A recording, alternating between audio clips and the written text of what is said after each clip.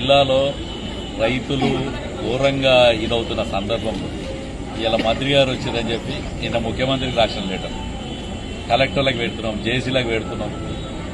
వీళ్ళకి Congress party open చేసుకునే time ఉంది, కానీ రైతు రోడ్డు మీద ఉన్నాడు. జిల్లా వ్యాప్తంగా 5,75,000 మెట్రిక్ టన్నులు ఈరోజు రోడ్డు మీద ఉన్నాయి. ఇంకో 20,000 మెట్రిక్ టన్నులు రైస్ మిల్లుల దగ్గర పడిగాపులు కాస్తున్నాయి. 6 లక్షల మెట్రిక్ టన్నులకు కొనేవాడు లేకుండా, దించుకునేవాడు లేకుండా ఉన్న పరిస్థితి ఉంది. ఏమన్నంటే 43-44 డిగ్రీల టెంపరేచర్ ఉంది. రాష్ట్ర ప్రభుత్వం ఒక దిక్కు ప్రకటిస్తుంది ఎండలు బాగున్నాయి ఇండోర్లో, అసలు బయటకు వెళ్ళొద్దని. కానీ రైతు మాత్రం రోడ్డు మీదనే ఉన్నాడు.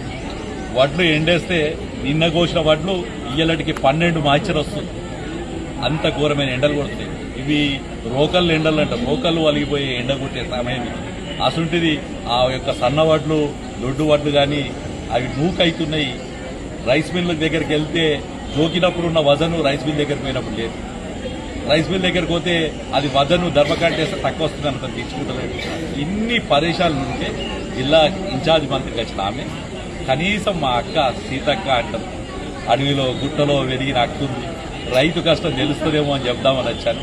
ఎంబడ పిసిసి అధ్యక్షులు సుదర్శన్ రెడ్డి గారు, భూపతి రెడ్డి గారు పరిగెత్తుతున్నారు తప్ప ఒక మెమోరాండం తీసుకొని పరిశీలిస్తామని చెప్పిపోతున్నారు. ఇప్పటికి కూడా నేను చెప్తున్నాను, ఎవరినో విమర్శించాలని కాదు, ఇప్పుడున్న ప్రభుత్వానికి ఒక బాధ్యత గుర్తు చేస్తున్నాం. అధికారంలో ఉన్నారు, రైతులను ఆదుకోండి. రైతు ఘోరంగా రోడ్డు మీద ఉన్నాడు. రైతు ఎప్పుడు కూడా బిడ్డ ఆపదలో ఉన్నప్పుడు తల్లి ఏ రకంగా తల్లడిల్తుందో రైతు ఆ విధంగా తల్లడిల్తాడు.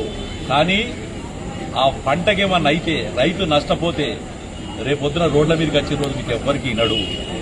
కాబట్టి ప్రభుత్వానికి విజ్ఞప్తి చేస్తున్నా, ఇప్పటికైనా 5,75,000 మెట్రిక్ టన్ ఏదైతే ఉందో, విచిత్రమేంది అంటే కొనుగోలు కేంద్రం ఉండదు. కొనుగోలు కేంద్రం ఉంటే అమాలి ఉండదు.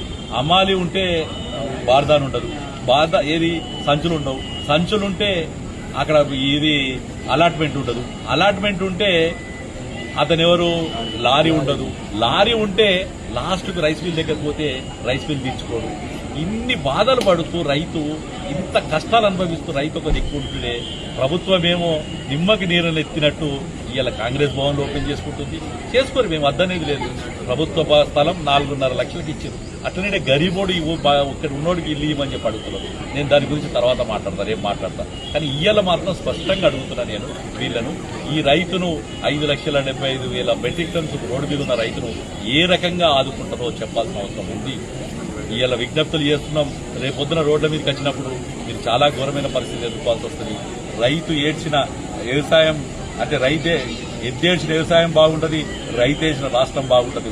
ఈ రాష్ట్రం బాగుండాలని, ఈ రాష్ట్ర పరిపాలన బాగుండాలని కోరుతున్నాను. సీతక్క గారు స్పందిస్తారేమో అనుకుంటున్నాం. ఆమెనేమో అన్న నేను చూస్తా అనుకుంటే వెళ్ళిపోతుంది, ఇంకో మాట మాట్లాడుతుంది. నాకు ఇవాళ అనిపించేది ఏంటంటే కలెక్టర్కేమో సమయం లేదు. జాయింట్ కలెక్టర్ గారు, డిఎస్ఓ గారు, డీసీఓ గారు, ఐకేపీ పీడీ గారు ప్రయత్నాలు చేస్తున్నామని చెప్తున్నారు. స్టీఫెన్ రవీంద్ర గారికి ఫోన్ చేశాను, అలాగే ముఖ్యమంత్రి గారికి లెటర్ రాశాము. ఎన్ని రకాలుగా పోరాడాలో రైతాంగ పక్షంగా పోరాడడానికి సిద్ధంగా ఉన్నాం. కానీ రైతును కాపాడండి.